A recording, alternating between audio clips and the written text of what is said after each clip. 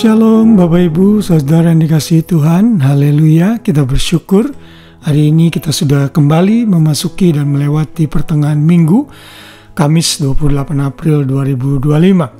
Saya sesekali suka memberikan informasi kalau saudara mungkin baru pertama kali mendengar renungan malam ini, dan mungkin saudara bertanya-tanya mengapa saya membuat renungan ini.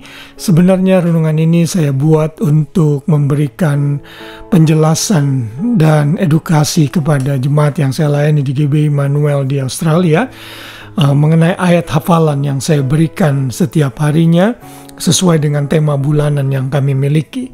Dan saya menjumpai kalau kita hanya menghafal satu ayat tanpa mengerti konteks dan penjelasan mengenai latar belakang ayat tersebut, misalnya kepada siapa ayat itu ditulis, lalu dalam konteks apa, baik itu yang konteks kecil, terdekat maupun konteks yang jauh atau terbesar, kita mengalami kesulitan. Dan karena itulah saya tergerak bukan hanya memberikan ayat-ayat hafalan, tapi juga menjelaskan mengenai apa arti dan maksud serta pengertian dari ayat tersebut, sehingga pengertian jemaat yang saya layani menjadi lebih baik dari hanya sekedar menghafal ayat.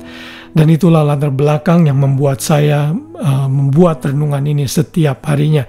Dan ayat-ayat yang saya berikan ini adalah ayat hafalan yang saya berikan kepada jemaat saya. Dan saya berharap ini bisa menjadi berkat bagi banyak orang, sekalipun bukan jemaat di mana saya layani, karena kita satu tubuh di dalam Kristus. Dan sekali lagi, sepanjang bulan ini kita masih belajar mengenai kemuliaan Kristus yang kita sudah belajar banyak sekali, dan hari ini kita belajar dengan judul kemuliaan Kristus yang meneguhkan. Kita akan membaca dalam ayat hafalan Efesus 3 ayat 16. Ayat ini berkata, "Aku berdoa supaya Ia, yaitu Yesus Kristus, menurut kekayaan kemuliaannya, menguatkan dan meneguhkan kamu oleh Roh-Nya di dalam batinmu." Saudara dikasihi Tuhan, ayat ini ada dalam konteks mengenai rahasia panggilan orang-orang bukan Yahudi. Bagaimana kita yang sebenarnya orang-orang non-Yahudi tidak masuk dalam kewargaan Israel, tetapi dicangkokkan dan kita secara rohani menjadi Israel secara rohani, sehingga kita dibenarkan di dalam iman kepada Kristus.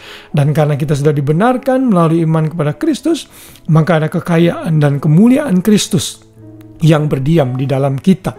Kalau kita mundur ke dalam ayat ke-8, di sana dikatakan, "Kepadaku yang paling hina di antara segala orang yang kudus telah dianugerahkan kasih karunia ini untuk memberitakan kepada orang-orang bukan Yahudi kekayaan Kristus yang tidak terduga itu." Paulus adalah seorang rasul yang skup pelayanannya lebih fokus kepada orang-orang non-Yahudi, dan Paulus menyatakan bahwa orang-orang Yahudi ini pun mengalami kekayaan Kristus saat dia membuka hati, saat orang itu membuka hati terhadap Kristus. Dan Paulus berdoa kepada jemaat di Efesus yang juga banyak di antara mereka yang orang-orang non-Yahudi, agar Tuhan meneguhkan mereka di dalam kekuatan kuasa kekayaan Kristus dan kemuliaannya. Jadi kita belajar bahwa Kristus itu di dalam kekayaan kemuliaannya itu mampu meneguhkan dan menguatkan kita. Saudara, keteguhan dan kekuatan sangat kita butuhkan di dalam hidup ini. Hidup yang kita jalani tidak selalu baik, kadang-kadang mengalami masalah, pergumulan, bahkan tantangan yang sangat berat. Namun kita harus sadar saat tantangan datang, saat pergumulan datang, kita harus tahu bahwa kita punya juru selamat yang di dalam kekayaan kemuliaannya sanggup meneguhkan dan menguatkan kita. Kenyataannya saudara masih ada sampai saat ini. Saya masih ada sampai saat ini. Sekalipun pergumulan bisa datang, itu karena kekayaan kemuliaan Kristus berdiam di dalam kita, sehingga kita dikuatkan dan diteguhkan. Ada begitu banyak ayat-ayat yang saya bisa berikan mengenai kekayaan dan kemuliaan Kristus ini. Salah satunya ada dalam pasal yang pertama dalam kitab Efesus 18 ayat 18-19. Di sana dikatakan, "Dan supaya Ia menjadikan mata hatimu terang, agar kamu mengerti pengharapan apakah yang terkandung dalam panggilannya, betapa kayanya kemuliaan bagian yang ditentukannya bagi orang-orang kudus, dan betapa hebat kuasanya bagi kita yang percaya, sesuai dengan kekuatan kuasanya." Saudara dikasih Tuhan, inilah Tuhan yang kita punya. Inilah Tuhan Juru Selamat yang kita miliki. Ia dalam kekuatan, kekuasaan, kemuliaannya mampu meneguhkan saudara dan saya, mampu menguatkan saudara dan saya saat kita dalam kelemahan. Apapun itu bentuknya. Apakah itu kelemahan dalam bidang sakit penyakit, dalam keuangan, dalam kehidupan keluarga, apa saja. Kita perlu bersyukur memiliki Kristus yang penuh kemuliaan, yang menurut kekayaan kemuliaannya akan menguatkan dan meneguhkan kita, sehingga di dalam kekuatan kuasa rohnya, Dia menguatkan kita di dalam hati kita dan di seluruh keberadaan kita.